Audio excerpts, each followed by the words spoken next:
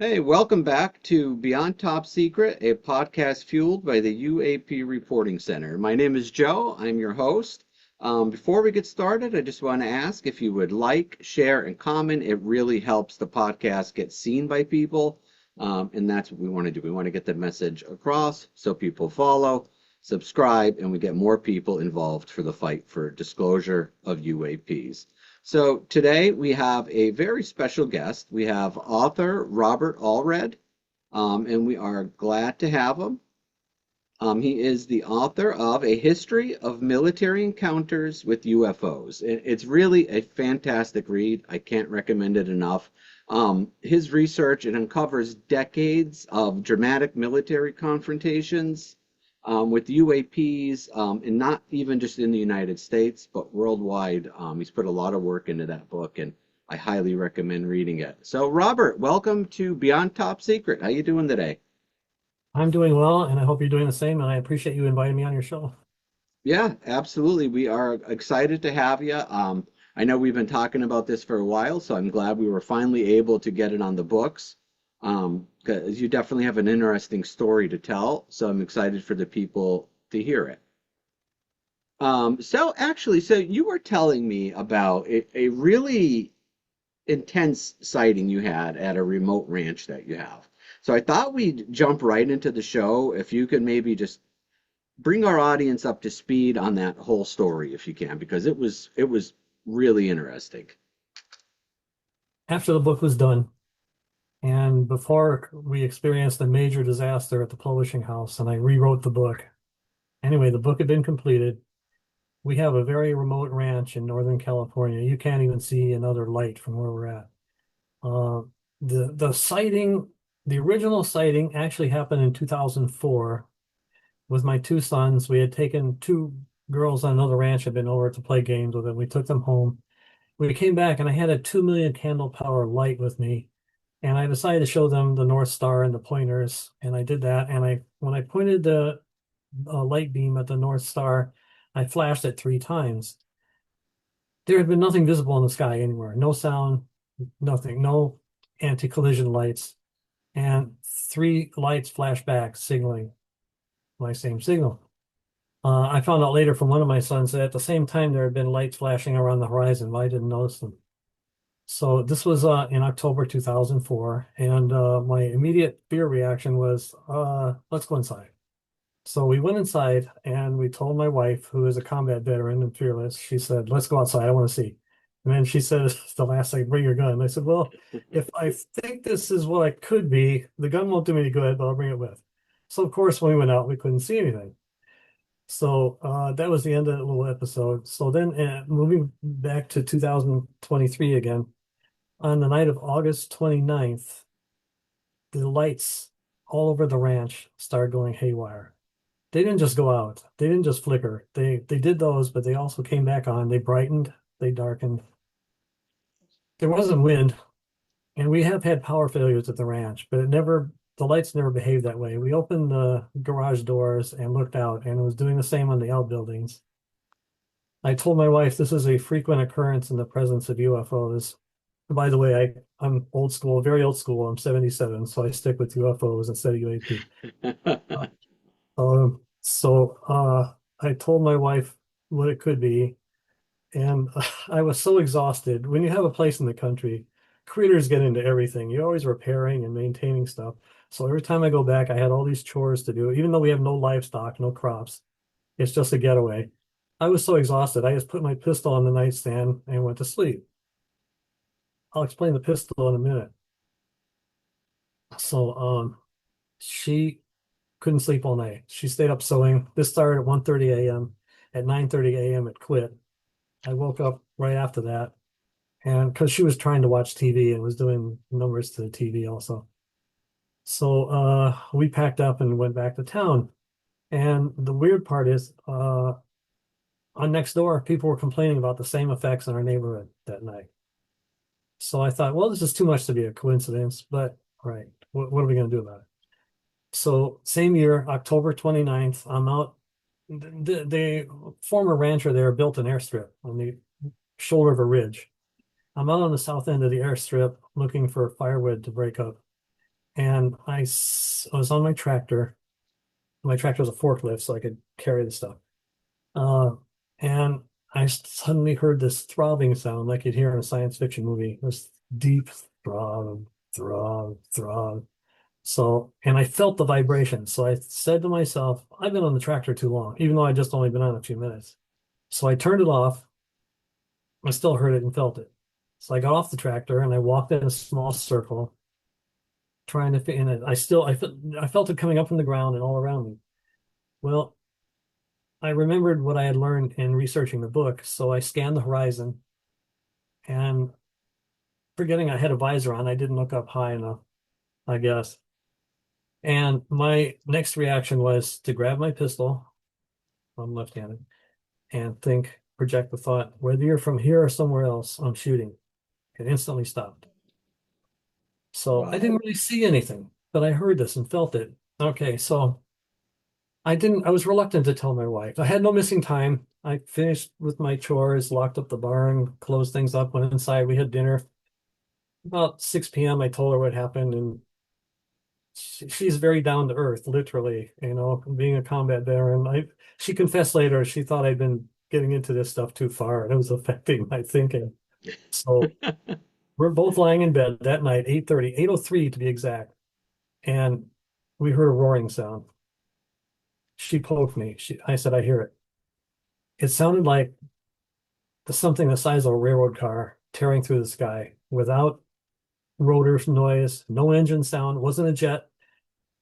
Aircraft cannot fly too low in our valley. There's a 2,000-foot ridge on one side. There's about a 1,500-foot ridge on the other. We're at about 1,000 feet. When the pilot had built the airstrip, he can only take off and land in one direction. It's like one of these old CIA airstrips in Laos. It makes a 15-degree jog in the middle, and it's dirt. So that's where I had been when I had heard it the first time. This time it seemed to be coming from the south end as if it were going to land on the airstrip, but then it seemed to turn and it roared over. We have a double wide with it's a triple car garage now, but it used to be an airplane hangar for his hangar. This thing roared Okay. so low over the roof, I thought it was going to take the chimney off. But again, no engine noise. What? Never never seen an aircraft in that area below several thousand feet. So it was a relief to me because she looked at me and said, "This is real." Now, I had seen the lights in '04 and explained the way I told everyone, well, I figure some Weisenheimer was in a helicopter in the distance and he was just messing with us. But, and then even after I experienced the weird sensations on the airstrip, I still thought, okay, well, maybe I'm 77, well, I was 75 at the time. My nerves are giving out or something. But and even though I heard it, what really shook me up was when she said, "This is real." She confirmed that Right. this is real.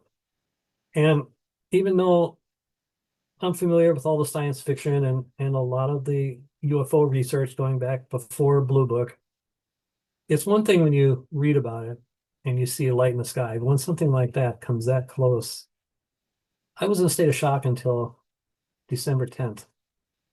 And finally, I said to myself, Robert, you just got to get a hold of yourself and just go on with your life. Okay, we know these things are real. We know these stories that people have told are factual. And to segue into that, in the book, I mention how many reliable military people who handle nuclear weapons report UFO incidents, report that their missiles were shut down. They're not transferred. They're not declared insane. They're not brought up on trial or discharged, but Right. they Or are. lose their clearance. That's right. But they are threatened with that if they talk about it. So the fact that they could continue to be in this very responsible job afterward tells me the higher echelons know they're telling the truth. That was really the convincing thing to me. Plus, when military police, who are also serious people, armed with automatic weapons, are reporting the same things and asking permission to fire, which was denied, it further confirmed to me that this is genuine. And then when I read incidents, or I saw the 2004, I believe, mock hearing in DC where military witnesses from around the world came. And when a Peruvian pilot describes how he shot at a UFO, how an Iranian pilot reports that he attempted to intercept the UFO and it shut down his weapon systems, and other incidents, tells me, okay, this is not just American myth and folklore. And by the way, that's how partly how this book got published to begin with. I had originally uh, gone to back to school late. My final semester in UC Berkeley was 2016, and I had tried to get into the London School of Economics, but my grades were just a hair under. I mean, like 0.015% under. So I didn't make the London School of Economics. So I went to the University of Sussex near the Hastings battlefield. And while I was there, I discovered that the battle couldn't have been fought where it was. And I wrote this book, Mysteries of the Norman Conquest, which, by the way, just received a lot of five-star reviews. I'm very jazzed about that. And then the publisher said, okay, what else? What else you got? And I said, well, in college, I had written a book about UFOs as a thesis, not a book. I'd written a thesis about UFOs. But Mike, I was very skeptical. It was a, how would I put it, an artifact of American mythology and folklore, or some such thing as you'd come up with when you're at Berkeley. And I was rude and cynical and poked a lot of fun at the whole thing. So and this is a military publisher, Pen and Sword Books. So I said, how about military encounters with UFOs? They said, yeah, write it. So I wrote it. And during the process, I became a believer. Just as in that night in the country, my wife became a believer instantly. It took me a while to come around when I read these accounts and when I saw these accounts on videos by military people primarily. And the book finally came out after some major disasters. After the book had been completed, it was sent from England to India to be typeset, and it came back mangled. I mean, it was chopped all to pieces somehow in the transmission. So I said, Oh, okay, wow. this is an opportunity. I can rewrite the book and update it. And it came out a better book, so it worked out better in the end. By then, the editor's contract had expired, so I took over the editing. And then when it came out, we had an overenthusiastic marketer, subsidiary, who just made up content that he'd seen on TV or something, and it's not even in the book. So I decided to take the situation in hand, and I have contacted about 6,000 English language independent booksellers around the world, and I managed to rescue the book from sitting in the Wow. warehouse. So, in fact, I've gone back and I'm doing it for my first book, and that's how I managed to get these five-star reviews. So enough about the writing process. That's how the book came about. At first, I had thought that it had something more to do with myth and folklore and people's mindset, but it's not people's mindset. And along those lines, I discovered in the process that these creatures are psychic. They can affect our thoughts, our emotions, our sensations. Almost all people who've had contact with the aliens say they were contacted telepathically. A lot of them were misled. Some were not. The aliens just seemed to be forthright because after they let the people go, like Barney and Betty Hill, like so many others, they tampered with their memory. Sergeant Peniston at the Suffolk incident in Rendlesham Forest in England, he reported the same thing. But gradually, their memory broke through and they were able to report what the aliens had told them. And again, the aliens are deceptive. Uh, I believe my conclusion is that they are secretly exploiting one or more resources on our planet, including possibly our DNA. And that's why they don't really want to come out and land on the White House lawn and make a treaty. They're getting what they want without fighting for it, without having to deal with us. But there was a man named Charles Moody. He was a retired Air Force sergeant in 1957. He reported an abduction. It was in Jim and Coral Lawrence's book, Abducted, which came out in 67. And he said one of the aliens was forthright in reporting to him that they feared projectile weapons because they could not interfere with the guidance system. So you fire a bullet, it's going to hit them or their craft. They're afraid of our very powerful radars. Wow. And in the book, I show how very powerful radars all over the state of New Mexico, which was the heart of our defense industry in the 40s, probably brought down the craft at Roswell.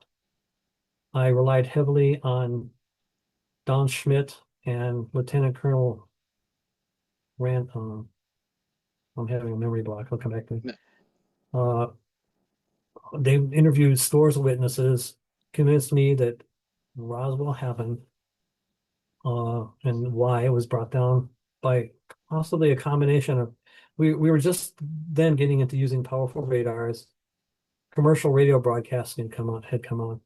And I think during a thunderstorm that night, when all these electromagnetic pulses were coming at their craft, I think there was also a lightning strike. There was the straw that broke the saucer's back, more or less, and brought it down. So, now I forgot where I was going with this. So, how did it, could you fill us in on, you were saying in the beginning when they brought the craft down, did they know there was going to, like, I guess our military became alerted by the new radar we were using. And then do you know how specifically they brought it down? Well, radars have two modes. One is a search mode where it sweeps, and another is where it locks on and focuses on that target. I suspect that these very powerful radars, and I give the exact locations, the exact models, the exact power output, locked onto this object. There were also commercial radio stations broadcasting, and it was in a thunderstorm, and I think that that was the last straw that brought it down.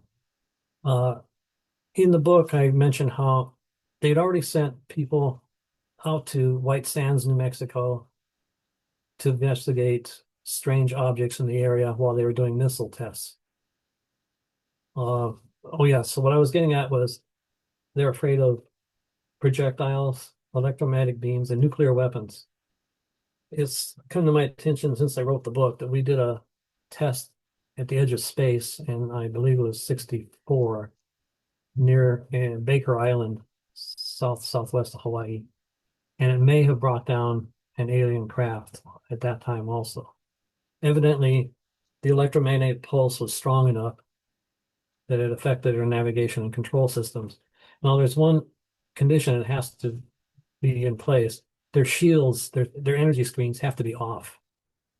They're going to have these screens up when they're in space to protect them from interstellar, interplanetary debris. But I think when they enter Earth's atmosphere, maybe to save power or perhaps so they can detect our signals, they shut them off. And that's when they're vulnerable. I think if a bullet hits the wrong part of a ship, it's going to implode if it hits the central part. And likewise, the navigation control systems go haywire with electromagnetic pulses and strong electromagnetic beams.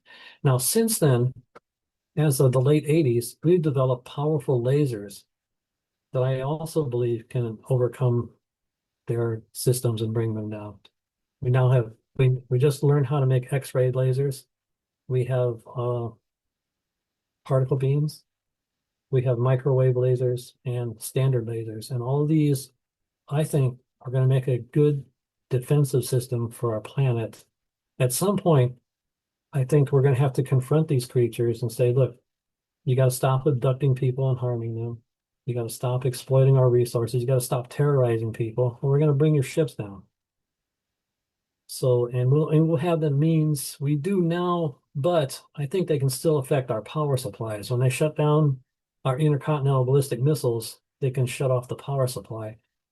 But a lot of the phenomena we see going on around the world today, both by full-size ships and the little orbs, which I think are their version of drones, is they are Lou Elizondo, who ran the Advanced Aerospace Threat Identification Program, said they are preparing the battlefield in case there's a confrontation in the future. In other words, they're doing an in-depth strategic analysis of all of our systems. You know, And that actually sounds pretty close to what they were doing with the whole drone thing in 2023 and 2024. If that wasn't preparing a battlefield, then I don't know what it was, because it was basically perfect scouting. yes, and I think that was incidental to what I think kicked it off was every Air Force base has a intelligence, surveillance, and reconnaissance squadron or group, and they're equipped with drones. And my suspicion, based in part on what happened in Ukraine and Iran with the Ukrainians versus the Russians and the Israelis versus the Iranians, is that we decided to test our own defenses. So we played good guy and bad guy. We may have even used captured Iranian and Chinese drones that we got from the Israelis and the Ukrainians. Excuse me. And we were the two of these squadrons were playing defense and offense. And the aliens took advantage of this. They came down with their own drones and watched how we attacked and how we defended. Again, for more in-depth analysis. So it started out as terrestrial based and became extraterrestrial involvement as well. That actually makes like perfect sense. Like, it's my job, man. Part of what I do is I try to figure these things out from both angles. Uh, that's why I'm writing 5 more books dealing with different military affairs. I'm 77. I don't have a lot of time. I gotta get You moving, got plenty of time. I hope so. I hope I can live 10 times longer, but I know it won't happen. So yeah, the drone situation. Oh, so one incident I detail in the book is an Uruguayan pilot spotted a alien craft observing an Uruguayan Navy base. Now, the last I heard, the Uruguayans don't have nukes. So it's not just always nukes. They're interested in everything we do. And that brings me to, I decided I would do a chapter on crop circles, animal mutilations, and alien abductions. And I thought, I could just brush it aside pretty much because the rest of the book dealt with nuts and bolts. That's my philosophy. I don't think they're interdimensional. I think there are aspects of distortions of time and space, but I think it's only incidental to their use of interstellar drives. I don't really think they came here exactly from another dimension. Okay. I think some of the things people believe they're doing are misperceptions based on distortions, whether the aliens intend them or not. So again, I lost my train momentarily. Like I said, I'm 77, so I'm allowed. Yeah, absolutely. Uh, I was segueing into the drone situation. Yeah, so okay, I got a quick question on Yes. that. So what you were saying actually, I think it makes a lot of sense because many of the drones ended up, being identified as just Yeah. man-made drones, Yeah. however advanced they were. But then there was these orbs, um, like everybody reported, and then there was shape-shifting where it would Hmm. look like a drone and then it would turn into an orb, which I saw with my own eyes. I went to New Oh, Jersey when all that was happening oh, to investigate, and I saw scores of them in the sky at once. So anybody that was saying they were planes or just your normal drones, I mean, I literally saw 10 to 12 of them above my head at one time, wow. just circling, slowly circling, and then they would disappear or it would just reshape itself from a airplane looking, I don't even know how to describe it. It was like a cross between a drone and an airplane. It kind of looked like a plane, but very small compared to a jet. But then all of a sudden, it would like morph itself into Hmm. an orb. So it Hmm. was just very confusing. So what you're saying makes sense. It doesn't seem like there's just one simple explanation to cover it all. No. Um, so I mean that actually makes a lot of sense, and I hadn't really thought of it from that perspective, I don't think. Well, that brings me to the Aguadilla video where the orb entered the water and seemed to split in two. I think that was a decoy maneuver on the part of whatever it was to create a mirror image of itself alongside of itself. So a lot of these are misperceptions either based on what they can do to our sensations or what they can do in the atmosphere to make it seem like it's, oh, like you said, now it's an orb. No, now it's a triangle. Now it looks like an airplane. Now it looks like a cloud. And I've seen those videos. I haven't really, it's odd. I haven't. except for the lights flashing that night, I haven't seen anything like that, and I don't have the budget to go to New Jersey. I'm in California. Yeah, So, that's quite a trip. I'm only in Pennsylvania, so it's a little okay, easier. yeah, my folks Um, originally. Uh, so it so must be where, really interesting. wait, where are your folks from? Well, they originally came to the U.S.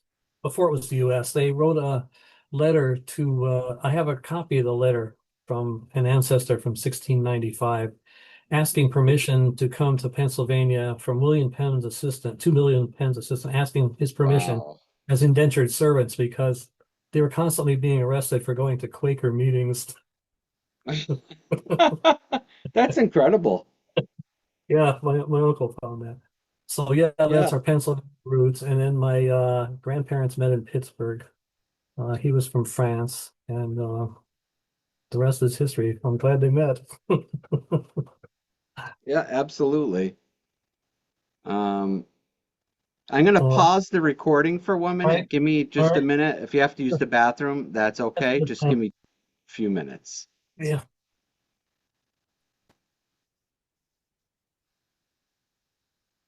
So I forgot to add, after the incident that convinced my wife to be a believer on October 29, 2023, this past Lincoln's birthday, I'm familiar with it because I grew up in Illinois, land of Lincoln. That's February 12th at 5:03 a.m.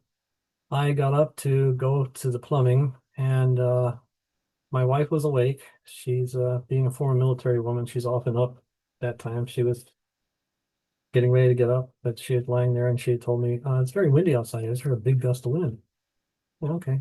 So I go in the bathroom, and as I'm finishing up, I heard the same sound that roared over our ranch house, but quieter, like it was higher altitude and about a half a block away. Same roar, no rotor sounds, no motor. I opened the window, I looked out, I thought, okay, gust of wind. There wasn't a breath of wind, not a leaf stirred on a branch.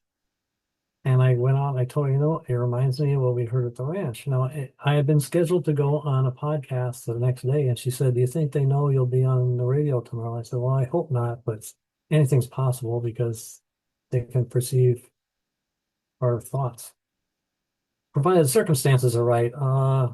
That reminds me that when I read about Barney and Betty Hill in New Hampshire before they were abducted, they kept stopping their car and watching this thing, and I kept coming back and observing them, and I had the feeling that the aliens perhaps were wondering if they'd be good candidates to abduct because they seemed curious about the aliens and may not be hostile to the idea. Turned out they were subdued before they were taken away. But and by the way, in that case, people who try to explain away these abductions as being the result of hypnosis, Barney and Betty Hill remembered all of it about the encounter with the UFO prior to the abduction, before being hypnotized.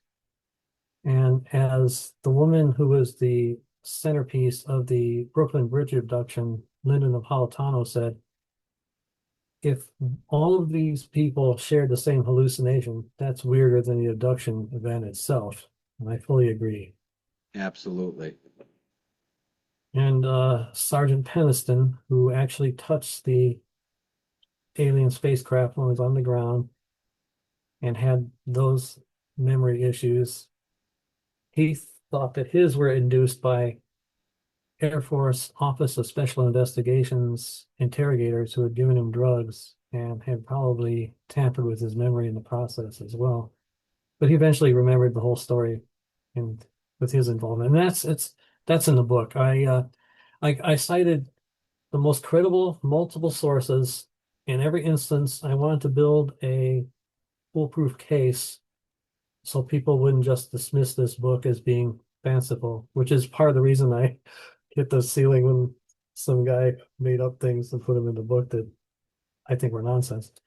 But Sergeant Peniston had gone through this and been subjected to what I consider to be abuse by the Air Force because they wouldn't give him his proper medical treatment and compensation. But I believe he finally won out. I read that recently, but Most of the story was based on Nick Pope's book, and he worked at the UFO desk at the Ministry of Defense in the UK for 3 years. So I take his word for it.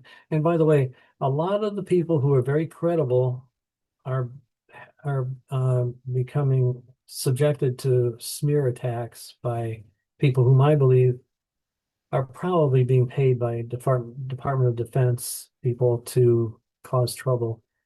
Yep. If you really look at these people, they're not crazy. They're not hoaxers. They're not just looking for publicity. In fact, a lot of people avoid publicity somewhat.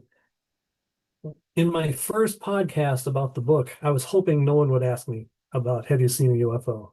Because I thought, okay, it's going to cause some skeptical people to go, okay, he's seeing lights in the sky and he's hearing things and all that. But I Right. thought, oh, just lay it out there. Just, other people have, why not? Why be afraid?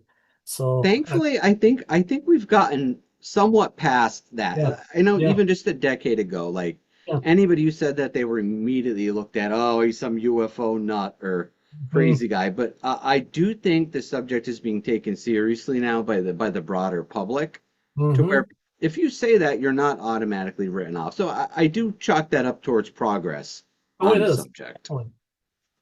After I wrote the book, a neighbor here in town said she thought she'd been abducted. She wouldn't ever tell me that before. We've known her for decades. One man at the ranch reported that he and his brother had seen a disc-shaped craft near what's Silicon Valley now, being chased by an Air Force jet. And Oh, another woman at the ranch said that she wait, what happened?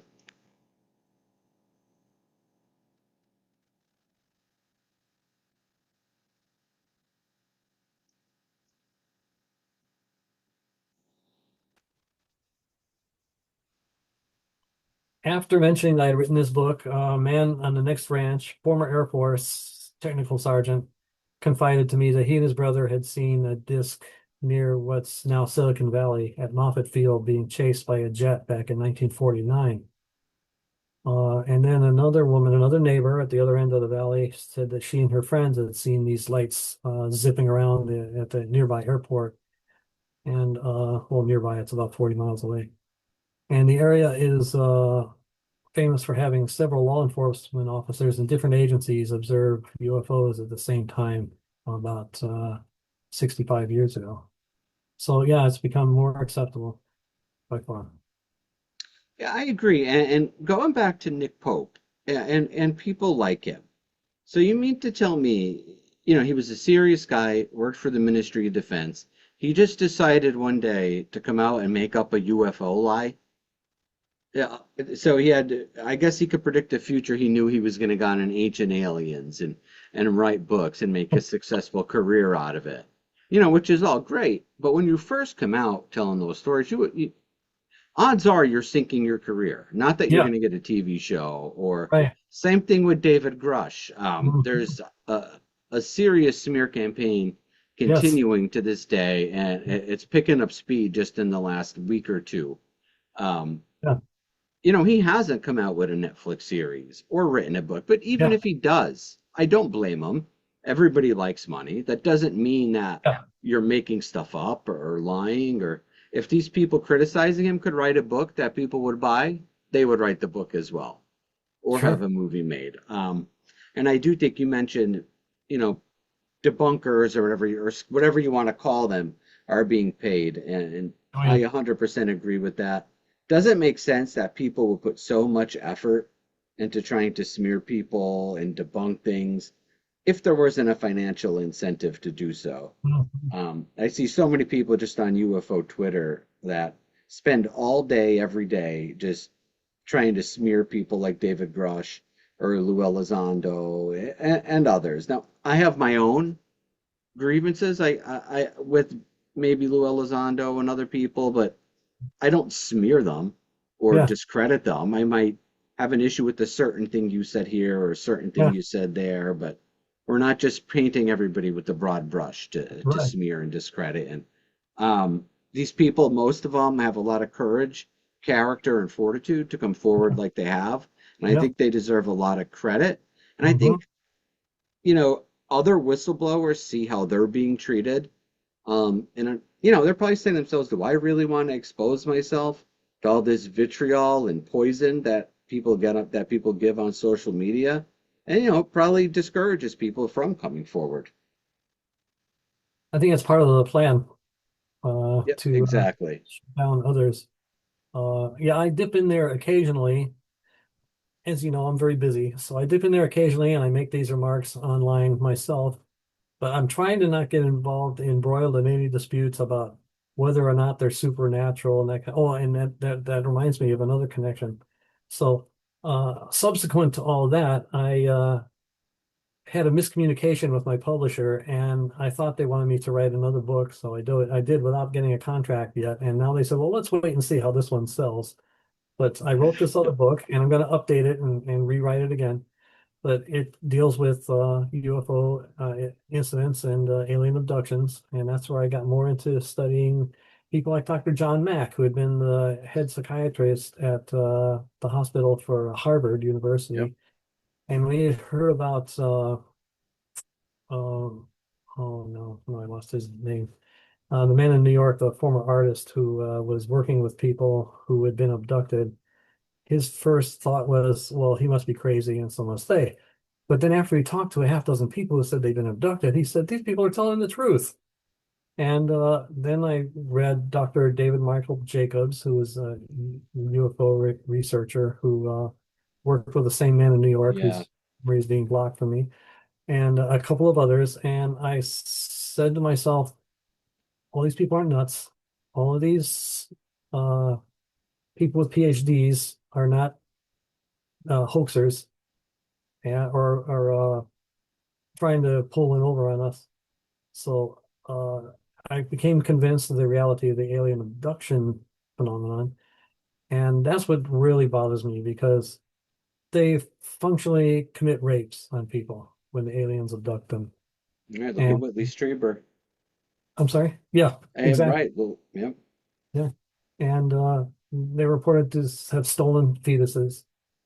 They're David Michael Jacobs and others thinks that they had Bud Hopkins was that man's name in New York. Oh, about Hopkins. Yeah, yeah, yeah, yeah. I should have known that one. Well, that's how my memory works sometimes. And I'm not concerned because I've been like that since I was a kid. So I haven't deteriorated too far. Nothing abnormal then. I'm sorry. Nothing Uh, abnormal then. oh, all right. Let me see if I can segue from this to that. So, um, okay, I remembered Bud Hopkins and then I lost where I was going. Yeah, I think we're talking about Dr. Jacobs. Oh, hybrids. And Yep. they have hybridized alien human combinations. But according to some reports, there's something wrong with all of them. They can't speak, but they can read our minds. Or they go native and they start enjoying music and art and having fun, and they don't want to be. The aliens seem to me to be the ultimate Spartans. They make the Spartans look like partiers. They're very serious. They're only devoted to work. They all seem to wear the same uniforms. They have the same attitudes. They're part of a hive mind. But it seems that some of the hybrids become more human, too human for them. And they've told at least one abductee that the ones who didn't work out are destroyed. So I think these are ruthless creatures that we have to be very careful in dealing with them. But I also think now, um, uh, trying to think of his name too, the Israeli psychic, the famous Israeli psychic. He is really psychic. The guy in not the head of their space agency. Guy who bends the spoons and everything, Yuri Geller. Oh, Right? I didn't know he was Israeli, but yeah, I probably should have. He said when he was playing as a child, 5 years old, in Jerusalem, a UFO appeared and shot him in the head with a beam, and that's where his psychic skills came from. Oh, I didn't know that. Years later, an Israeli military officer said he had been walking down the street and he had seen it. So there seems to be some corroboration there that Uri Geller was affected in this way. And a lot of people who've had interaction with aliens report that now they are suddenly more psychic. Well, I don't think these are gifts, but I think these are side effects. And I think what happens when they communicate with you mentally, or they do something like with the beam event or something, they awaken something that's within us already. Now, the forensic pathologist at Stanford, Gary Nolan, he has been assigned by some mysterious government agency to investigate people who have suffered physical damage by being close to UFOs, pilots, others. Right. And I saw him on television about a couple months ago showing that their brains are changed. There's a uh, system, an organ called the caudate putamen or chordate putamen, and it connects both halves of the brain. People who have experienced being close to the aliens and their craft, it's more developed. The two halves of the brain communicate more. So I Wow. think that these things can awaken what's already within us. They just bring it out. And then about, again, 2 months ago, I was listening to the radio and I heard Lynn Buchanan was in the remote viewing program. He was one of the early ones. And he shoots down a lot of the nonsense. Interesting about his book, there's an interesting thing about his book, The Seventh Sense. He thinks the sixth sense is like when it's like a situational awareness, like when you walk into a room and you know whether you're welcome or not. So he calls psychic phenomena the seventh sense. And he says that in the remote viewing process, by the way, in the book, he says this book will not teach you how to do remote viewing, but later on, it teaches you how to do remote viewing. And essentially, what it is you shut off your logical mind. You don't think in a narrative. You don't think logically. You just open yourself to impressions. And remote viewing can either be dead on or it can be way off because when people get these impressions, they're instructed to write down, to draw what they see. And that can be misinterpreted later when they debrief the remote Right. viewer. It's claimed that the government stopped doing it, but I don't think so. I think they just shuffled it elsewhere and they're still I agree. programming. Yep, I And other agree. countries as well. I read about the Russians program as well. So what I think is going on, it caused me to think that I was reading a book on psychology, and the conscious mind is like you take a beach ball and you take a flashlight and you shine the flashlight on a small section of the beach ball. That's your consciousness. And the rest of the beach ball is what they, to me, incorrectly call the subconscious or unconscious because it's not subconscious or unconscious. It's extra conscious. It's beyond our conscious mind. It's bigger.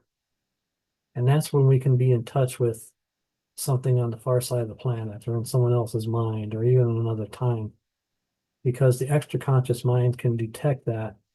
Sometimes it filters through to us, sometimes it does not. And I believe that the aliens, whether naturally or through technology or training, are more adept at this kind of thing than we are. And it does begin to um, spill into hyper consciousness and spirituality and other dimensions, but I still think it's based in our central reality here, that those are extra add-ons and not the source of these phenomena. And that's where, to me, it went from nuts and bolts and became really paranormal and strange. And it Right. still is, of course, because we don't have the capacity to do that yet. Maybe we can develop the training, the technology, we evolve to the point where we have the capabilities that the aliens have now. But in the meantime, I also believe that they are not morally or spiritually superior to us, only more technologically advanced, because look what they do to people. And also, Yep. being the dominant species on their home world, they'd have a psychology just like ours, because we didn't get here by being nice guys, and neither did they. And that's why my conclusion is, as I'm fond of saying, they're not the Salvation Army. They're not here to help us. They're here to help themselves. So, yeah, Yeah, I completely agree. When I hear people say they get all the warm and fuzzies when they're near them, and they're here to save us and help us. And I always say if that's their motivation and that's their job on why they're here, they're doing a really terrible job They on don't. trying to help us because things really couldn't be much worse at this point. That's right. Yep. They know what they're doing. And David Michael Jacobs, Dr. Dave Jacobs, believes that this isn't the first planet they've uh, exercised what he called planetary acquisition. Well, I Yep. don't want to have planetary acquisition. I like being human and the rest of us being human. And I don't want to Yep. see a weird world like that. Let them go back to their place and do what they're doing there and leave us alone. And that's why I say, people say, well, you want to fight with them. I don't want to fight with them. I want them to stop waging this low intensity warfare against us. And the only way to stop is to develop the weapons to say, back off, guys. Right. If you want to give us eternal life or a cure for disease, yeah, give it to us and then go Yeah, back to where you came from, please. exactly. Uh-huh. Just leave us All that be. resource I said on another show, and I'll say it again now. Okay, give us a cure for childhood cancer, and you can Yep. take so much of whatever it is, rare earths. Maybe they're rare because they already exploited them, or Right. helium-3, whatever it is you need, but just take some because we want the rest. But Right. We got to live here too. I'm sorry. I said we got to live here too. Yeah. Well, no, there's a theory that they are related to us. So for that to be true, there would have had to have been an interstellar empire at some point in the time in the past that collapsed, and we were isolated and evolved differently, or they evolved way before we did from maybe dinosaurs. There were dinosaurs with big heads that walk on two legs with hands. So maybe they Right. evolved to what we perceive to be aliens. But still, when a woman objected to them, said, "You don't have no right to do this," the alien said, "We have the right." Okay, what gives you the right? If you're from here and you think you're superior to the way we are, maybe we're going to have one more big war with another species because what they're doing is not right. I agree. And I used to listen to Dr. Jacobs on Art Bell all the way, Yeah. back in the day. And that's how I got into this subject was listening to Art. And the Hmm. episodes where Dr. Jacobs was on were always my favorite episodes. They were downright frightening. Yes. And I think he was one of the people that was closest to the truth Yes. on what's really going on is we're slowly being infiltrated with Yeah. hybrids. And they're so advanced now that you could be sitting right next to one and you really wouldn't even know the difference. And Nick Pope, I couldn't believe it, but I read it two or three times over and over in one of his books, and I think it was the Rendlesham book, or maybe it was a news article he wrote. He suggested that we subject people to DNA tests to find out if they're 100% human. So it may come to That's that. fascinating. Hmm. It may come to Yeah, because that. I don't know how else you would tell.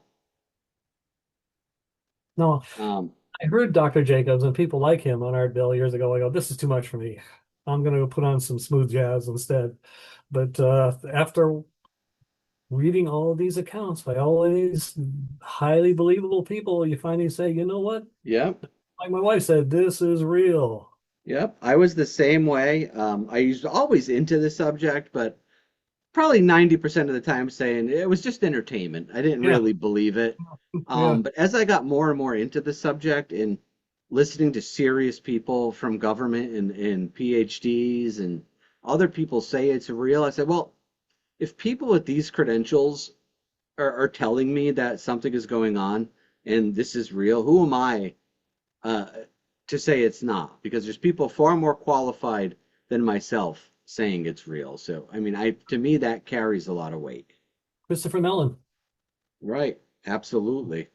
Lou Elizondo. Now, they're trying to Yeah. say he didn't work there, but yeah, he worked there. Uh, Oh, 1,000% he did. yeah. It's just I think when they say he did, and it's just semantics.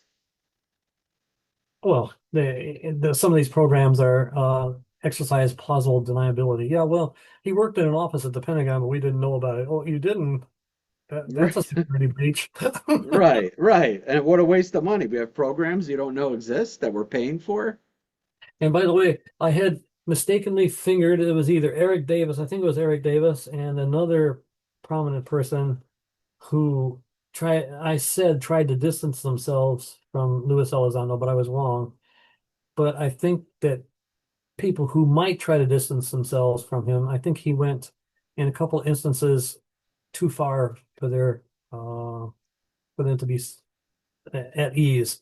And one Right. was when he described the orbs that showed up. Have you read his book, Imminent? I have, yeah. Okay. He described the orbs that came to his house, and his family and friends saw them as well. I don't want any orbs visiting. In fact, after I read that, I decided, okay, if they show up in my house, if I'm outside, I'll shoot. If I'm inside, I'll use a baseball bat and clobber the thing. Then, but then I saw George Knapp and Jacques Vallée went to Colares region of Brazil, and they reported that the green orbs seemed relatively harmless, but the blue ones severely injured people. Even they said, I think there were 9 deaths. So I Right. said, if I see a blue orb, I better not hit with a baseball bat. Right, run. I don't know about shooting, but I don't want to shoot inside and hit the wiring in the house or something. So, Right, right. It'll be expensive. and believe me, I'm not gun happy. I haven't fired a gun for a long time. But I do keep it with me Yeah. because where we are, there are mountain lions, wild pigs, which are the most dangerous, bears, and my wife saw a pack of 2 dozen coyotes right where I work sometimes. So I have to have one Yeah, with. I know you got to be armed in those circumstances. I never go anywhere without them. But mainly just because the world is just a crazy place anymore, especially Yeah, if you're living in high populated areas. So it's better to be safe than sorry. So one question I do have for you, you know, you're kind of alluding to it a little bit, the hitchhiker effect. Do yeah. you do you think these things, whatever they are targeting people? Because I'm starting to believe that more and more and more. Well, I think that's why after I wrote the book, Right. this happened at the ranch. There's no other explanation. And then they came to town, and I said to my wife, if they're trying to send a message, they better use email because I'm not going for it. Because I learned growing up poor in Chicago, you got to fight back. If you just give in to this crap, it gets worse. So you can't, you can be diplomatic. I try to talk my way out of trouble and things. Well, in California, I don't have a concealed carry, so I got to be careful in town.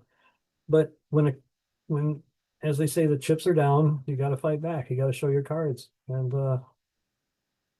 I'm not backing off. In fact, I have a sequel plan for this book, plus that other one. So I have 2 more books, somewhat in this genre, in the works. I don't know if Pen and Sword wants to go for it or not, but we'll see. Well, I hope they get published because I would sure like to read them. Well, thank you. And I like your vote of confidence. It gives me a boost because I can sit here all day long and say my book is good, but until you tell me it's good and some other No, critic. it's pretty darn good, and like again, I highly recommend everybody pick up a copy if you want a deeper understanding on the history of how the military has been interacting with the phenomena going back decades. This book will give you a serious understanding and could kind of connect the dots from the 1940s until now. And you can do a lot of thinking about it, like, okay, so it started here. Here's where the program started. Okay, right up to Lou Elizondo's era and David Grush's era. You could kind of, it gives you an understanding of the entire picture from past to present. Well, that was part of my intent. And then recently, in addition to all the booksellers and UFO organizations and so on, I contacted about the book. I contacted 47 members of the Congress in the Senate and the House who are working on these or expressed an interest in it. Uh, 11 members of the British House of Lords who are also interested, including a very high-ranking member. And after I contacted them about the book, they decided to hold some hearings there, but we'll see if that ever happens. Uh, 2 very high-ranking members in our current administration. I'm not going to identify who they are. And 1 member each in the parliaments of the UK, the European Union, Japan, and Italy. Because I want these people who are investigating and interested in these things to get that long-term understanding that's as convincing as possible. Because when I wrote that chapter on crop circles, animal mutilations, and alien abductions, I thought this is going to put people off.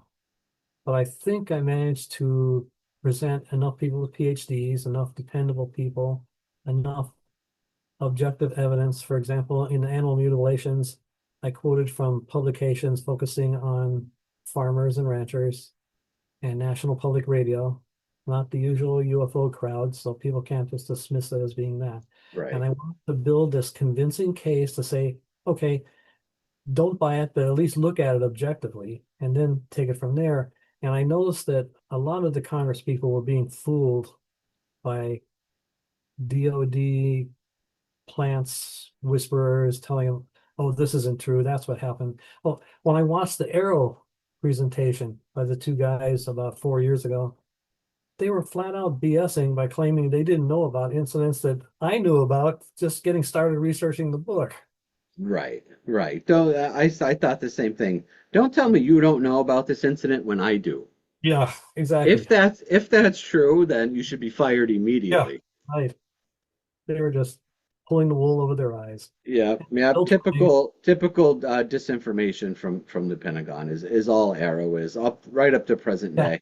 They yeah. haven't done anything to give me or most other people any vote of confidence.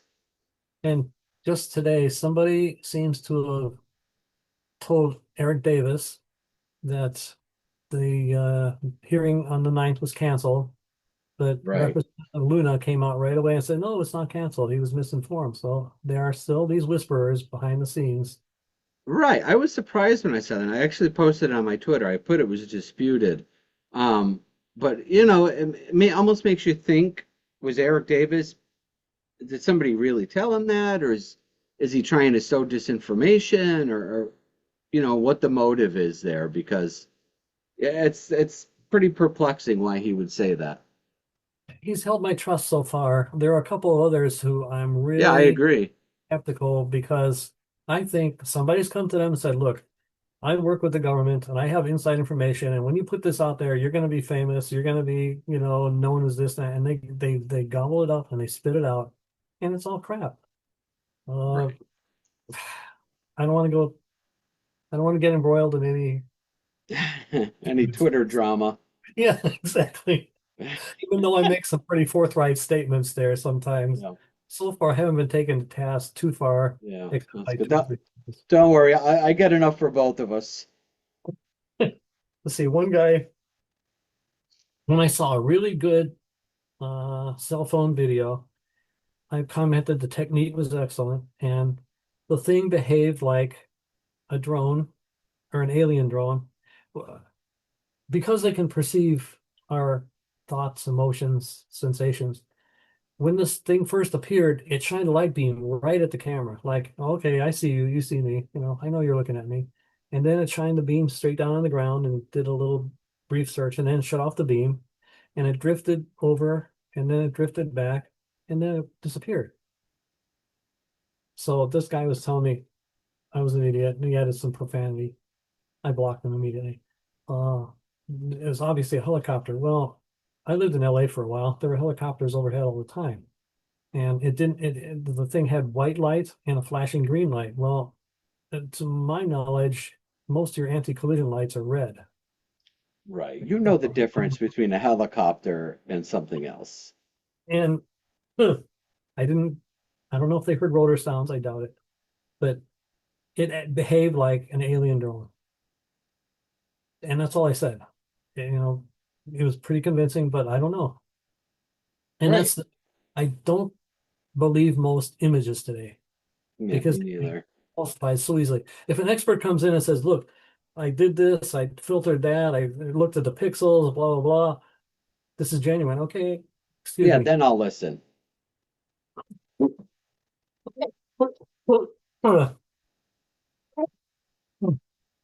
think I have an allergy. That's okay. Take your time. About this time of the year, about this time of day, it acts up. Yeah, hay fever. Mm, cough drop. Yeah, no, take your time. Thanks. I'm good. Okay.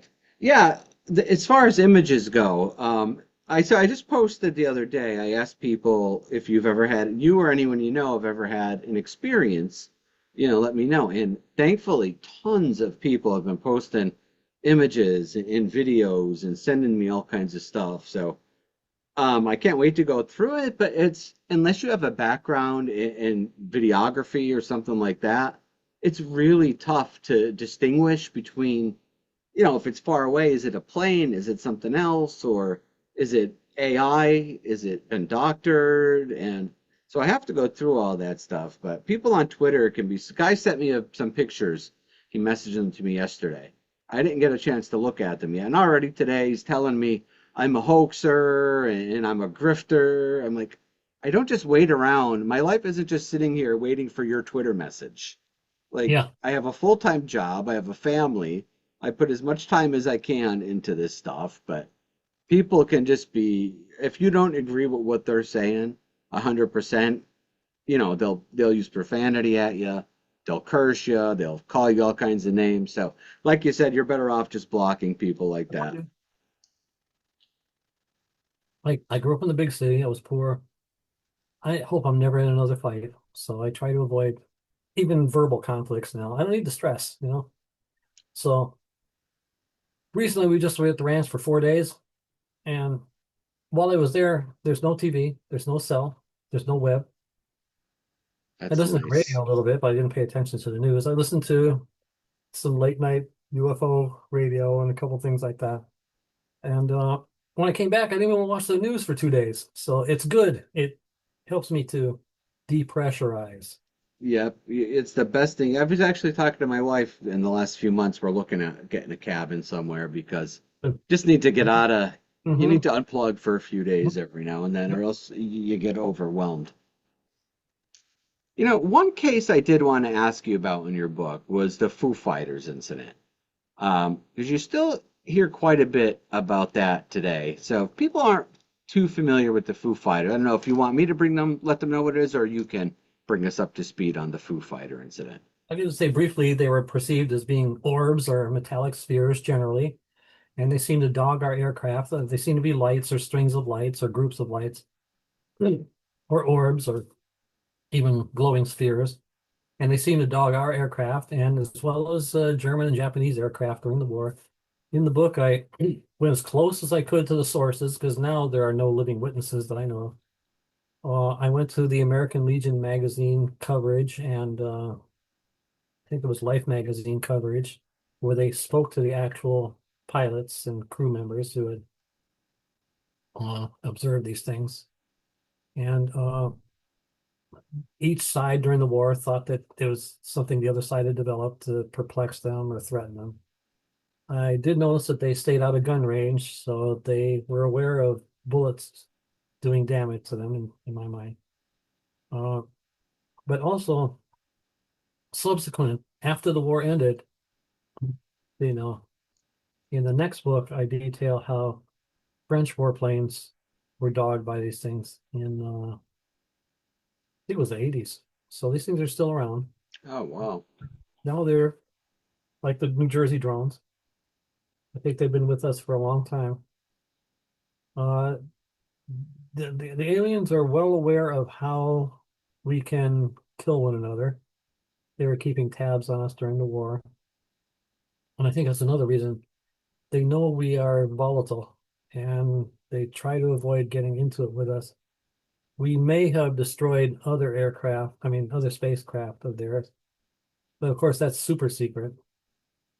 Like, I don't think this was the case at Kecksburg, but they were so protective at Kecksburg when this thing came in and pulled it out of there in a hurry that with if there had been some actual combat involved in with any earthly power and the extraterrestrials, that would really be cause for concern that that does not get out at all.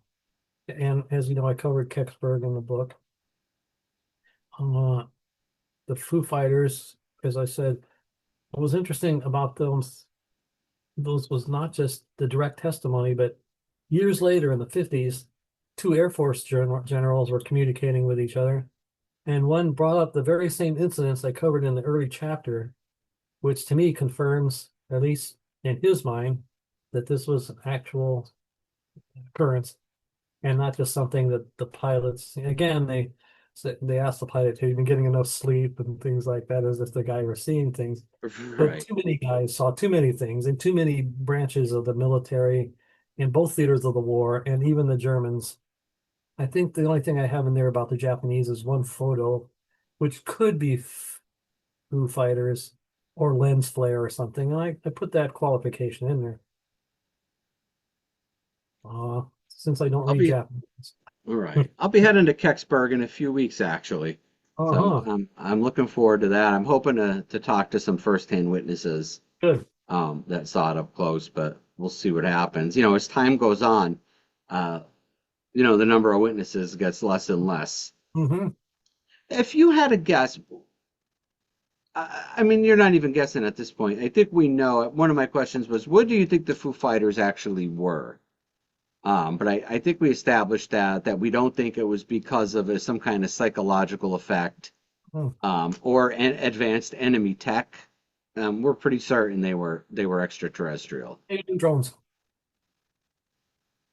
Unless Yeah, there's no, tiny aliens, which uh another podcaster, his wife was from Indonesia, and she said there is a legend of reliable instances where people have seen aliens that are about a foot tall. I don't know. Maybe they saw them at a that's pretty distance. small.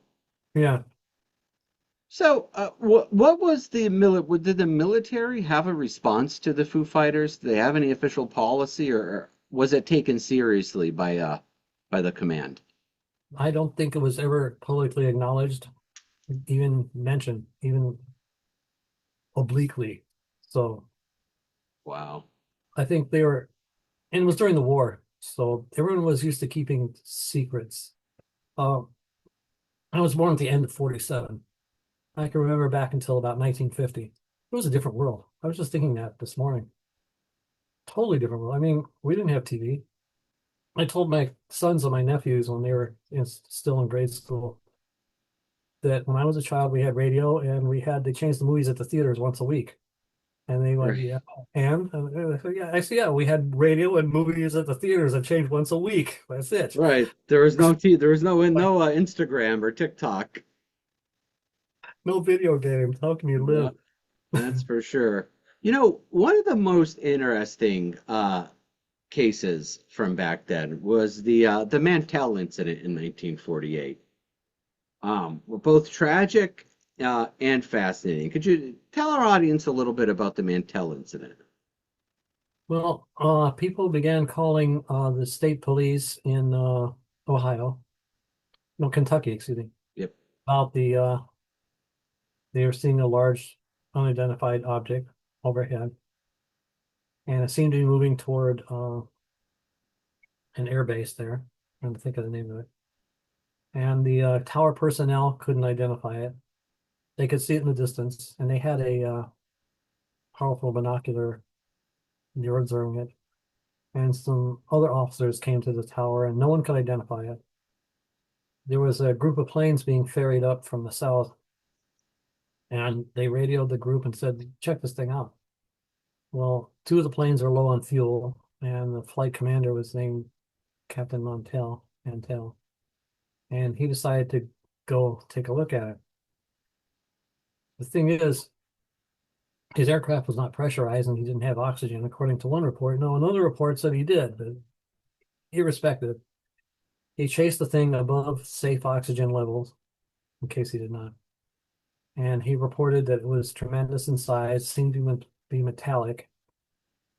And then they lost contact with him, and his plane plummeted to the ground. The Kentucky State Police reported he was dead. In the meantime, I had forgotten to mention the next nearest Air Force base was Wright-Patterson in Ohio, and they observed it, I think, on radar. Uh, It's probably sitting in their hangar right now. well, yeah, because they never just said what happened to it after that. But Right. in the book, I take apart some of their excuses. Like they said it was Venus, and I showed that Venus couldn't have been in that part of the sky straight overhead at that time of the year. And I'm a little bit shaky on my memory of this part of the book. This is something about a skyhook balloon. Yeah, balloons are uh, what they had to pull out of the hat before drones. Now it's drones. Before it was, oh, you saw a balloon. Right. But all these officers and air traffic controllers and pilots would have been very familiar with balloons, even an unusually large balloon. and no one said it's just a balloon drifting. So Yeah, it's a little ridiculous. it doesn't add up. No, no, So a yeah, guy's not going to go crazy and say, "I see a big giant object" when he sees a couple of balloons floating by. yeah, exactly. It just They doesn't said make it's sense. metallic and tremendous in size, and he said he was going up for a closer look. Right. In Captain Ruppel's book, he said, incredibly, no one can remember what was said next, but later on, I found a more complete report, and I forget where I saw it, but it's in the book, that they said that he had reported that final radio transmission. So, yeah, that's pretty much all I can say. I think it was Goddard Air Force Base. I'm not Yeah, sure. you're correct. Thank you. Yep. So yeah, that one was always one of the most fascinating cases because the guy literally said what he saw not long before plummeting to the ground. I don't know how you could debunk that. I guess they say oxygen was making him go screwy, but what are the odds that he's going to say exactly what so many other people have described the same thing as? Before the internet, before cell phones, he described what so many other people have seen. Um, so that it holds a lot of weight for me. That was always a really fascinating case. But speaking of fascinating, let's get to a big one. The Maelstrom Air Force Base in 1967. Could you take us through what happened there? That was where he retired a Lieutenant Colonel Salas, Robert Yep, Salas. Robert Salas. He was a deputy missile commander, which means he was the junior of a two-man team that was in charge of possibly being called upon to launch 10 nuclear missiles. And he said that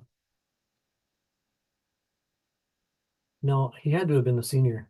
He had to have been the senior because while he was on duty one night, the security team called from above, and the head security man was shouting in a panicked way that there's a large red object hovering just outside the gate.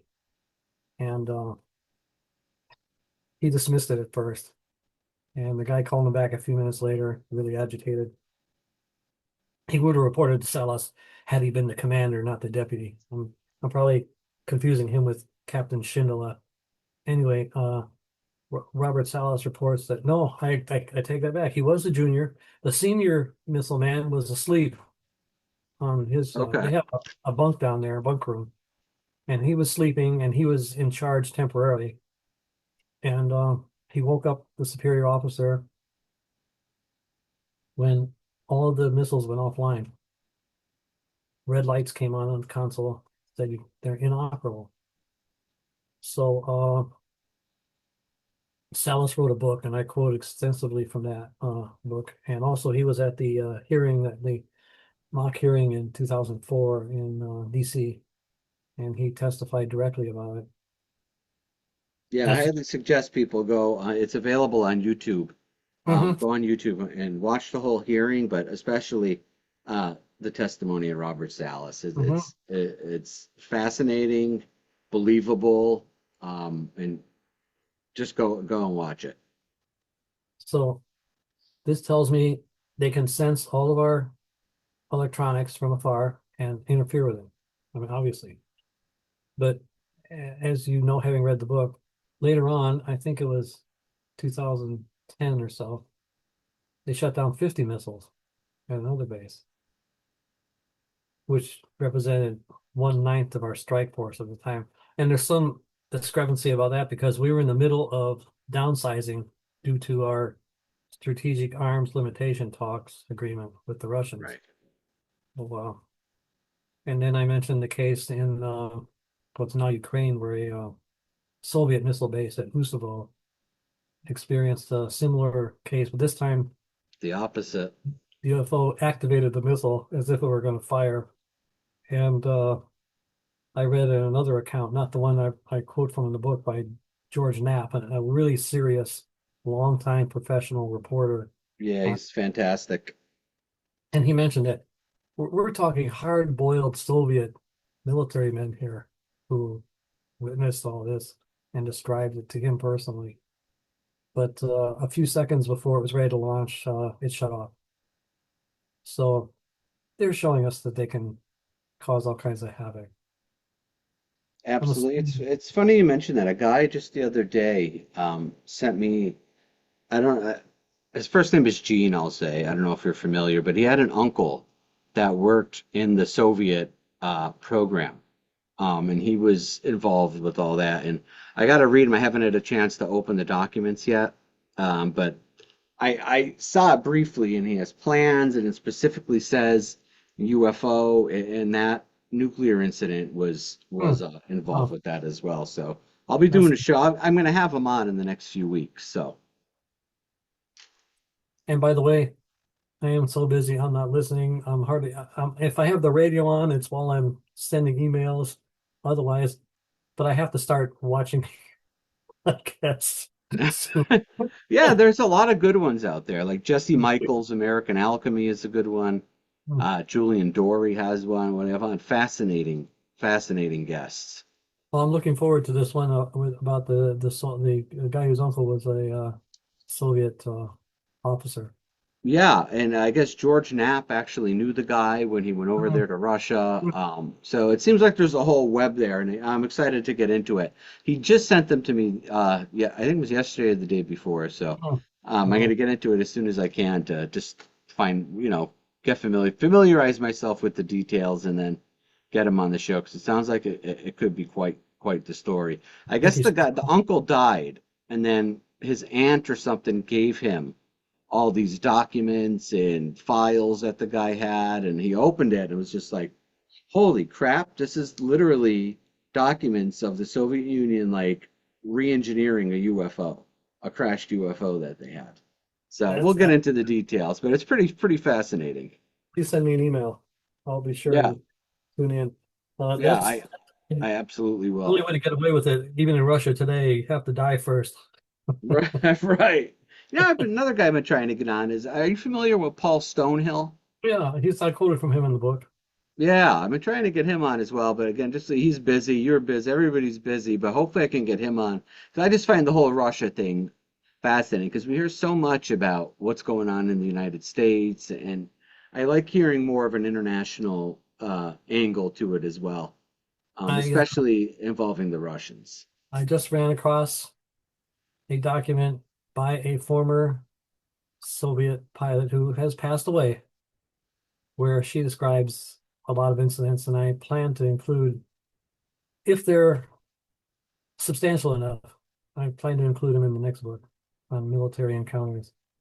The ones who are the most forthcoming, believe it or not, is the United States and France. Uh, the Brits are pretty closed-mouthed. Uh, Russia, of course, India, and China the most. They've only admitted one military incident. Yeah, I So don't know anything about the Chinese, but I have heard that they do have a re-engineering program, a reverse engineering program, but I haven't heard much more than that. They're so secretive, it's hard to get any information out of there. yeah. So I have to make this disclaimer. My wonderful wife of 38 years is from Asia, from the Asian mainland. Uh, we don't want the Chinese to get there first, or the Russians, or anyone else. I think the world is safest with us. I mean, look, for a long time we were the only ones who had nukes, and we didn't destroy the world. So I think we can, for all of our shortcomings, we can trust ourselves more than we can rely on, especially given the recent track record with regard to Ukraine and Hong Right. Kong and Tibet, which people often forget about, and Yep. Xinjiang, which used to be known as East Turkestan. So yeah, again, these are not nice fellows we're playing with here. Yeah, And I'd feel safer if we were the only ones yes, that had nuclear weapons, that's for sure. yes. Well, it was like that Um, for why do you think, it's a little scary that they do, that whatever they are, the NHI, seems like they do have a vested interest in our nuclear programs. Um, it's more than a little scary. Why do you think they have such an interest in nuclear weapons? Because it seems like for them to have an interest in that specifically, they have to have a vested interest in this planet or some resource on this planet, whether that resource is us or that resource is something else. But you have any inkling what that could be? Why they care so much about nuclear weapons?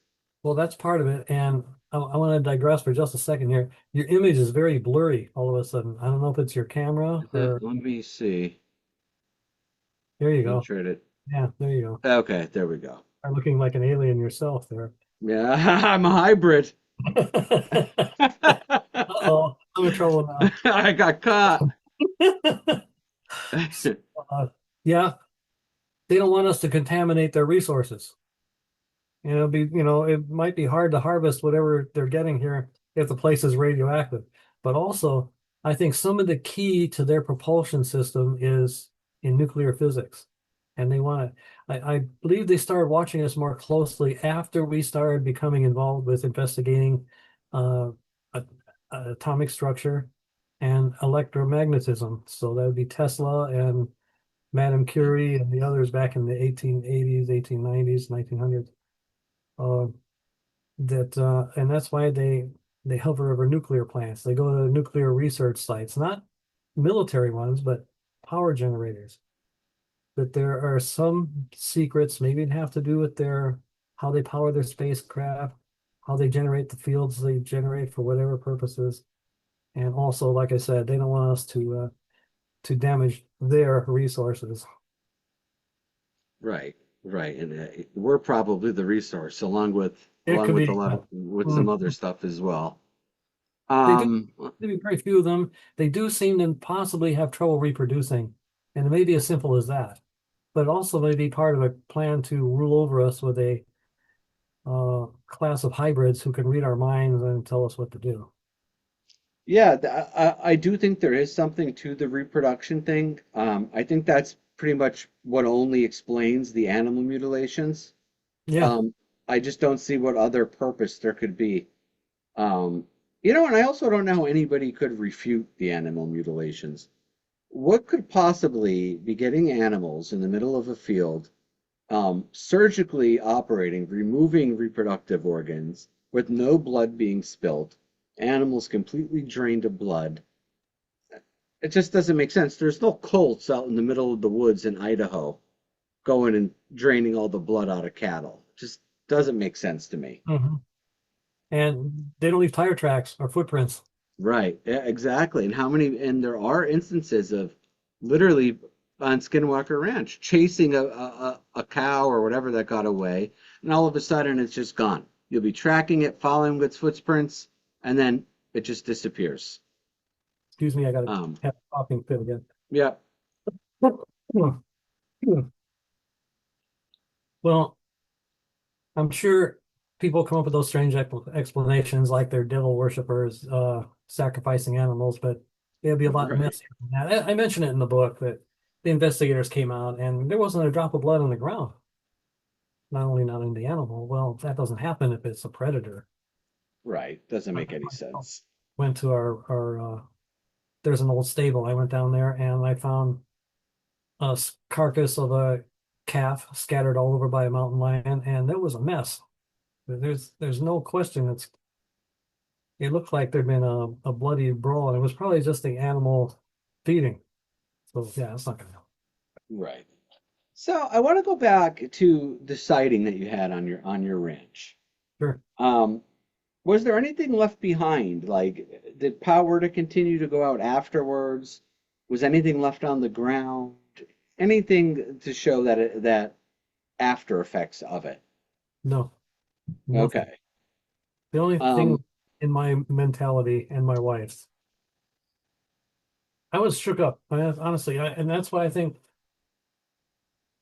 there was a push, has been, maybe it's ongoing, probably is ongoing, by some people within the highest levels of our power structure to disclose some gradually. Because if they just dump what they know, or at least even a small part of what they know on us all at once, a lot of people are going to freak out. I'm not kidding. It shook me up from October 29th to December 10th when finally and also when we first started going to the ranch, I was more apprehensive about mountain lions. bears.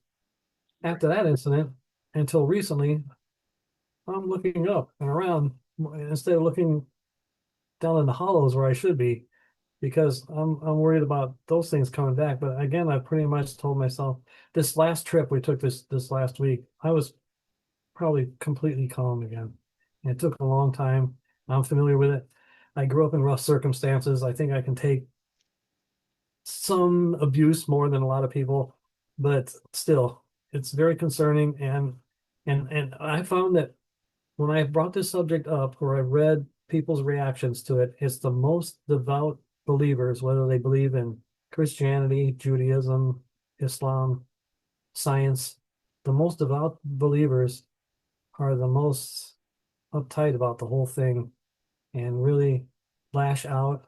I think it's a fear reaction. When I first told my family in 2004 that it was probably some Weisenheimer in a helicopter messing with us, that was because I didn't want to admit to myself that it could be anything other than that. And I think that's Right. some skeptics are like that. They refuse to admit it because it'll awaken these fears within them, and they're justifiable. These things can go wherever they want and do pretty much whatever they want. The military Yeah, it's can't protect scary. us. I do Yeah. believe you can protect yourself with a firearm, and there have been reports of a couple of farmers shooting at these things and then taking off. I know when I projected the thought, I think the thing that was there had shot straight up and away. That's one of their favorite escape techniques. Because again, Sergeant Moody and others have reported that they have seen spheres in the area that suddenly imploded. And I think either the internal devices lost their equilibrium and the ship collapsed, or somebody else might have seen it unbeknownst to the witness and shot the thing. Because I do believe if you strike a vital part and a bullet hits it, that's it. And Well, that's why that'd be good for us. yes, and I'm glad we're combative, and I'm glad we have these super weapons because we may need them. Yeah, it's just the way of the world. We're You know, the Mhm. I do feel something is going to happen, and it just seems like we're building to some kind of either catastrophic disclosure, them revealing themselves, but I call it whatever, but I do feel it inside that we are building to something. And, I've been into this subject for since I'm a teenager, and I never felt this way before. So it's not like I'm some UFO nut that thinks a UFO is going to land. It just feels different the last couple Yeah. of years, I think. Well, I So think we'll, it's coming. I'm hoping it is controlled. I hope it's not. I hope you're wrong. And that it's a big yeah, me too. bombshell dropped on us. That it's just say, okay, they're there. We're working on. We've developed systems to fend them off. We're going to try and negotiate, but don't panic. Everything's under control, even if it Right. is under control. What do you think? Are you familiar with the story of President Eisenhower? Yes. What are your thoughts on that? I even saw his granddaughter on television talking about it. She buys that story as well. I don't know. It's very possible. I mentioned in the book where there's maybe I mentioned in the second book and I'm confused, but there seems to be this rumor going around that Eisenhower had a secret meeting with the aliens, and the agreement was they'd give us some tech and we'd allow them to abduct people as long as they brought them back unharmed. Problem being, they're not unharmed. A lot of people are Right. not traumatized, but some women have lost the capacity to bear children because of what was done to them. And the thing is, I've seen films on Netflix or something. Dr. Michael Jacobs made a couple, and others where women report that these events happened to them, and they went to the doctor, and the doctor says, "When did you have an abortion?" And the woman said, "Well, I've never been pregnant. What are you talking about?" So evidently, Wow. this is true. So they are leaving damaged victims behind. And what kind of tech could they possibly have given us? Because I look at some of the progression of technology from transistors to lasers, and it looks to me like humans developed it in our own labs. We didn't get them from elsewhere. So I don't know. Right. I think they took unharmed just to mean alive. Yeah, I think they stretch the definition of unharmed, you yeah. know. Uh-huh. Are you familiar with the missing 411 phenomena? Have you heard about that or no? No, I'm not familiar with that. So, it's by this author. Oh my God, I can't think of his name. Am I crazy? Oh, wait, I got the book right here. Where's There it is. Yeah, David Paulides. Okay. And it's about people that go hiking and just disappear beyond whatever. They disappear. They could be hiking with a few people. One person rounds a bend and then they're gone. Or person could be hiking a trail he went down 1,000 times and never comes back. And there's just no evidence. They bring dogs to look for him, cadaver dogs, all the other kinds of dogs, and there's just no trace. I think some of those instances could be where there was an abduction, but instead of them bringing them back unharmed, they didn't bring them back at all because Exactly. I think they that's they, highly they may have possible. been killed on the ship. Well, no, But there's actually a bunch of books, and I think the last one or they made three movies actually, documentaries. One was Missing 411. The second was Missing 411: The Hunted, where hunters disappear. And then the third one was Missing 411: The UFO Connection.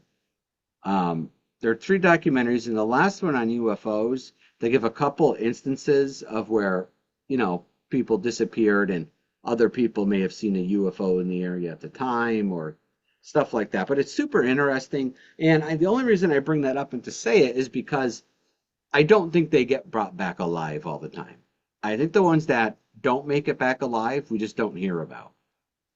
I fully agree, and that's one of the reasons why now I'm always ready to shoot. And we are very remote. The nearest house is about almost a mile away, and it's behind two hills to ours. Uh, on the other direction, it's Bureau of Land Management and then National Forest. So we are about as remote as you can get, and people have seen things in the area. And oddly enough, a guy and his brother came to be guests at our ranch. And as soon as he saw the airstrip, the brother said, "This is a perfect place for an alien abduction." I said, "Oh, that's great. Thank you very much." And then later, the man Wow. committed suicide, and his wife went to a seer, a person who speaks to the dead, a medium. Okay. And she said that his message to her was UFOs are real. So I'm thinking, Wow.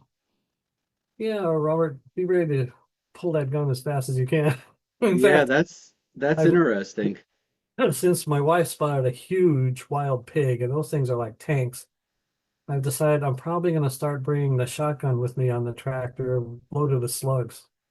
That's And that, probably a good idea because I don't know what a handgun, yeah, I probably won't put one of those pigs down instantly. no. And I'm thinking a slug should penetrate the ship nicely, Oh because, yeah, yeah. I, you know, I'm 77 and I've had a good life, and I'm realistic about everything, but still, I don't want to go. I'm ready to live a lot Absolutely, longer. So I got a lot of books to write. absolutely. I got a lot of books to write. I have a wonderful family and everything. I'm not ready to go by way of UFO or anything else right now. No, leave me alone.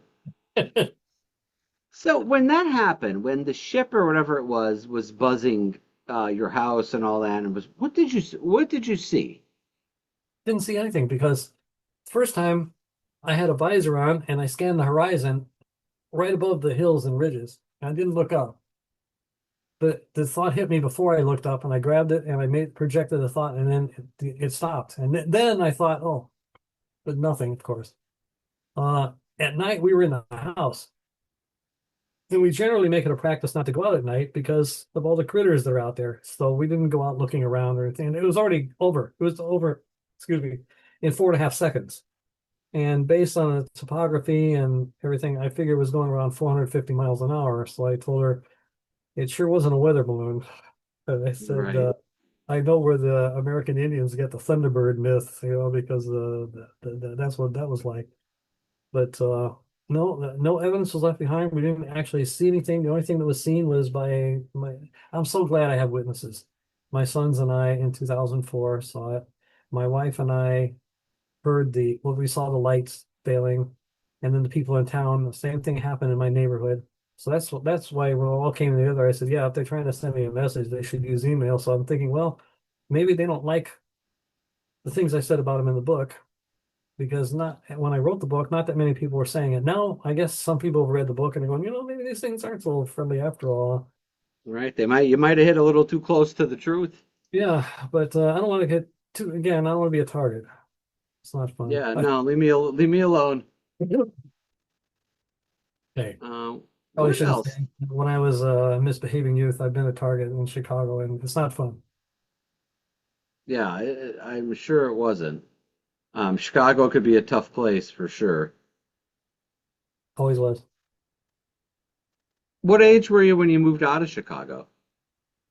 22. Oh, okay. So you were there long Oh, enough.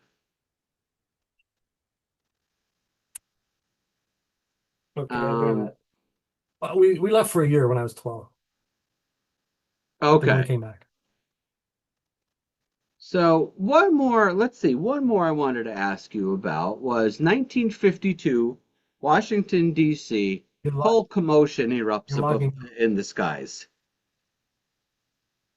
you're locking up Oh, wait, could you hear me voice and now? image. Wait, and I could just little bits, but your vi image and voice locked up.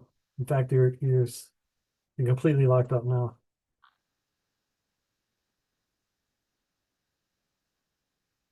how about now? Could you hear me? There you go. Yep, I can see you too. Okay, perfect. So above Washington, D.C., I believe it was 1952. There was a commotion in the skies above the Capitol. What do Yes. you think? Take us through that. Uh, at the airport, they noticed objects on the radar screen. They contacted a nearby Air Force base. I forget if they confirmed. I believe they confirmed it. Several pilots in the area. Are you still with me? Okay. Yeah, yeah, I could hear you. I just had a message flash on the screen. My internet connection was unstable, and I just looked at the Wi-Fi. Everything looks good here. So Oh, anyway, okay. uh, this is a planned community. When they built it, they put the utilities underground, and they can't upgrade. So we're stuck with what we have right now. So they contacted the nearby Air Force base. They saw the images also. They contacted several airliners in the area, and they reported seeing lights in the sky. When they attempted to call in interceptors, there was a delay for some reason. Finally, some came out from a air base farther away. Uh, and when they showed up, the lights and images disappeared. When the planes left, they came back.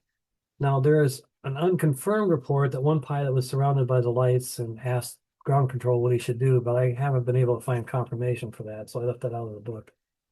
But what I think was going on there, all right, not only did it happen that night, it happened exactly 1 week later at almost the same time, 10 minutes off, same series of events. But it was also going on in over a town called Newport News, Virginia, which is near Norfolk Navy base. And people on the ground reported seeing lights in the sky.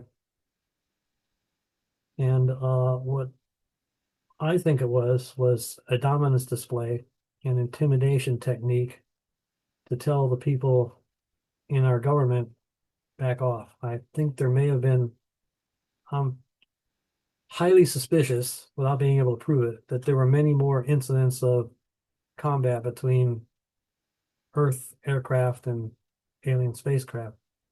In fact, I'm starting to look into a time period now that I don't want to go into because things could disappear on me. But if I find anything, I'll let you know. And I think this was intended to show dominance and intimidate us. And it seems to have worked because at least a large faction of our government and other governments don't even want to go there. It doesn't Right. exist. We don't have to deal with it because it doesn't exist. Yeah, right. What can I say? Well, that's interesting. It does make sense because It does seem like whatever they were doing above DC was kind of telling us you better play ball, or Yeah, you better do that's what we say because this could get a lot worse. precisely. And, It's and fun. it seems like whatever they wanted, we did because it quieted down after that for a Yes. while.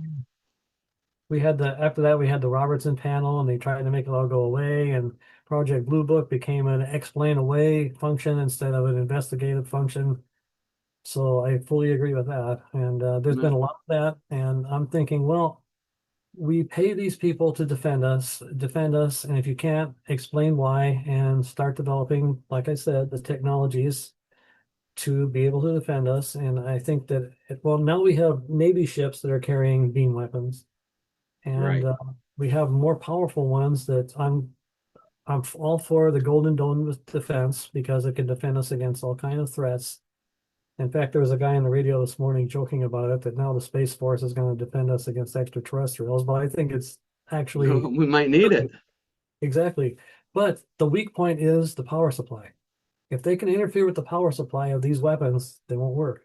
So we got to find ways to, and this is where the government's got to be forthcoming with information with scientists and some of these companies and what Eisenhower called the military industrial complex, which would include Battelle and Lockheed Martin and Bigelow Industries, that give us the information, give them the information on what these things do when they shut down the power supply so we can protect against that.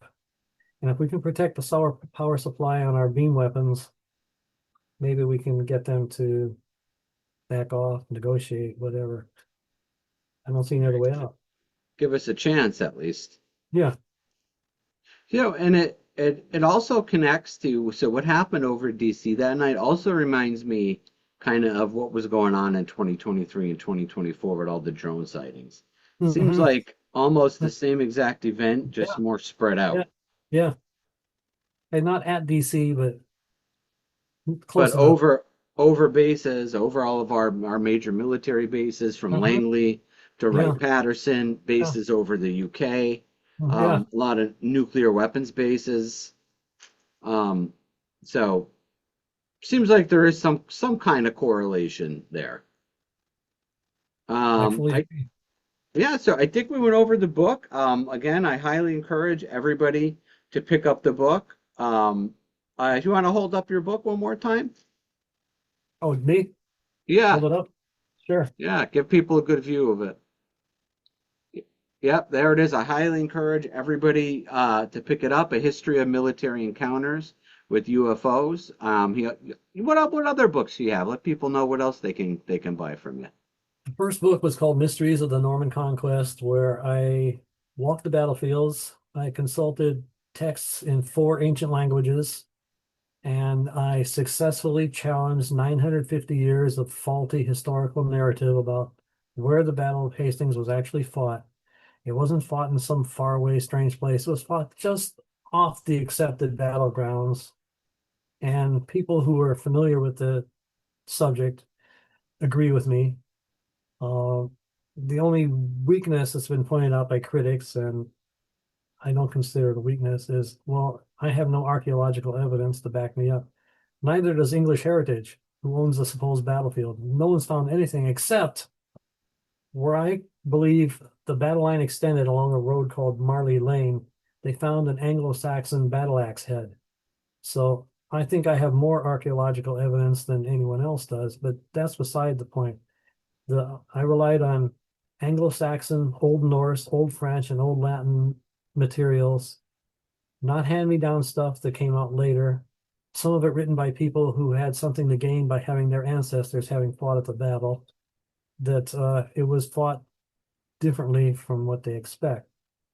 In the book, I point out that King Harold, who lost the battle at Hastings, he should be renowned as a great king because he completely annihilated the Viking army in northern England before his defeat in the south, ending the Viking age of terror over northwestern Yep. Europe. When the Vikings left Norway and the Orkney Islands and came down, they had 325 ships. When they left after losing the battle, everybody fit on 25 ships. So 300 ships of men, ships the size that could carry between 25 and 100 men were gone. And that was thanks to King Harold. Uh, the Anglo-Saxons barely lost the battle. It went on all day toward evening, which was very rare in those days. And I describe it more fully in the book. And like I said, I was really pleased to get 3 5-star and 1 4.5-star reviews this past week. And also another man who didn't, a professor who didn't put stars on it, but said he hoped that more historical writers would follow my techniques and actually go and look around at the place instead of rely on other people's descriptions. I was fortunate to be able to do that. And I visited the other battle sites too at Fulford and Stamford Bridge.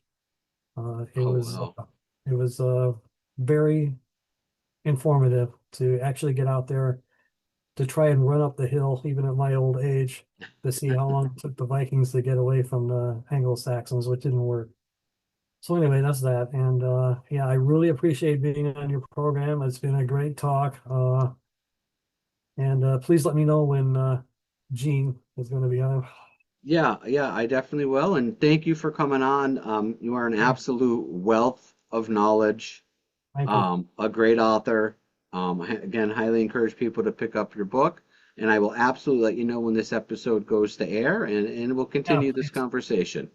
Because I'd like my wife to hear some of those positive comments as well. Yeah, absolutely. Absolutely. Some brownie points. Yep, you got it. Yeah. All right, but Take, thank you very much, and we'll definitely talk again. take care. All right, take care.